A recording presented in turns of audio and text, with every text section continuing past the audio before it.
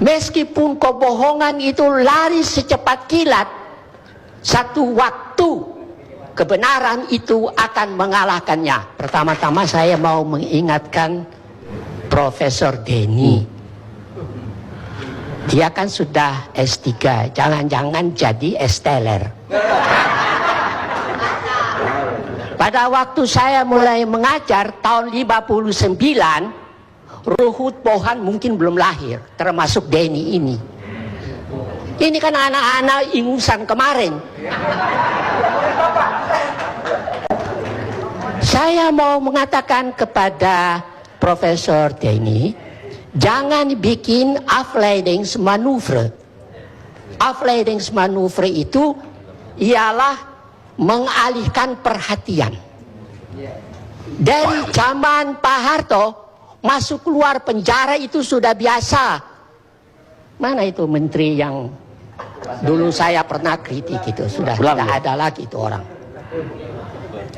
Jadi saya mau mengatakan kepada semua, jangan suka pakai nama Tuhan, pakai nama Allah, pakai nama segala macam itu. Ya. Ada pepatah, maaf aja saya terpaksa pakai pepatah bahasa asing.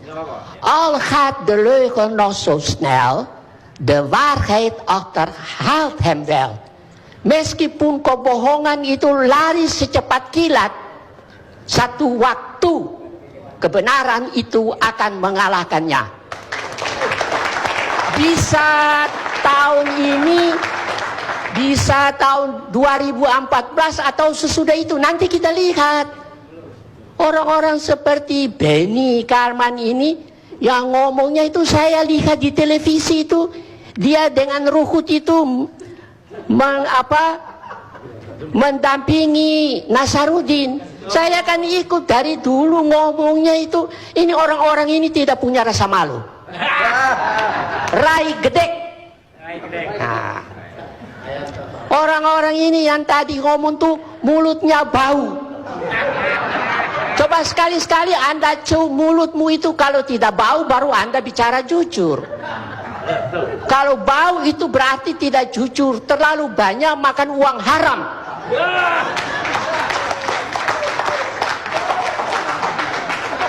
Pak Karni, ada dua ahli hukum kebetulan dari Belanda, termasuk saya mau kritik seorang S-teler juga, profesor, beberapa waktu yang lalu bicara di TV One tentang masalah tabrakan. Ya toh. Ini polisi ini kan sudah rusak. Ya. Dua orang itu, yang satu Profesor Dr. Leo Polak dengan disertasinya setebal begini, dan yang satu tuh Herman Bianchi, seorang ahli kriminologi. Mereka menulis begini singkatnya, strafrecht is een slecht recht. Hukum pidana itu adalah hukum yang jelek.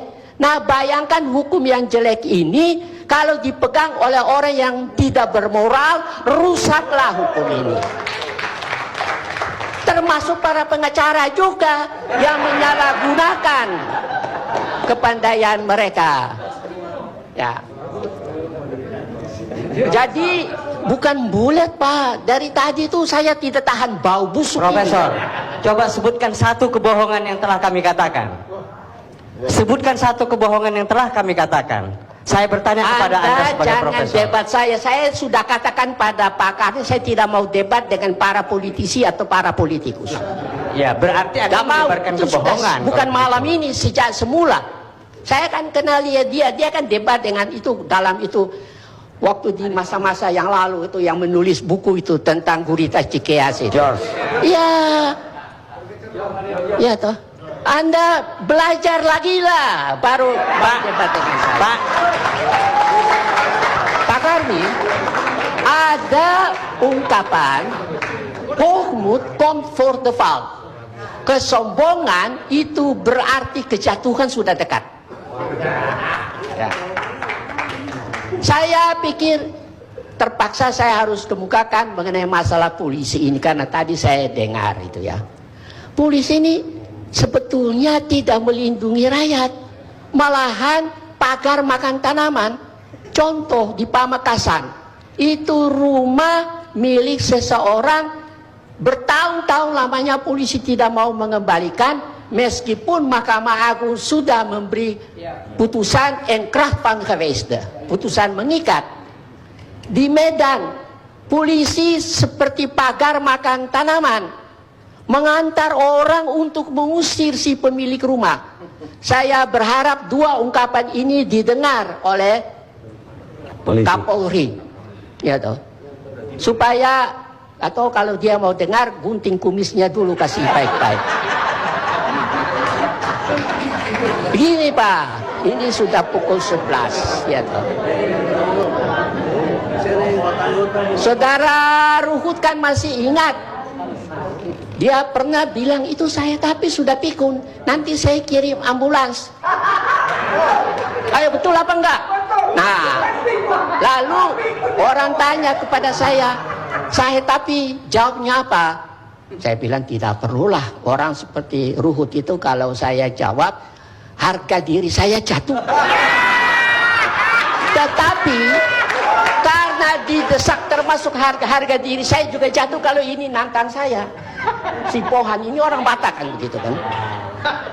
Saya hanya mau mengatakan kepada mereka, the twee praten als een kip zonder kop. Keduanya itu bicara seperti ayam tanpa kepala. Terima kasih. Oke.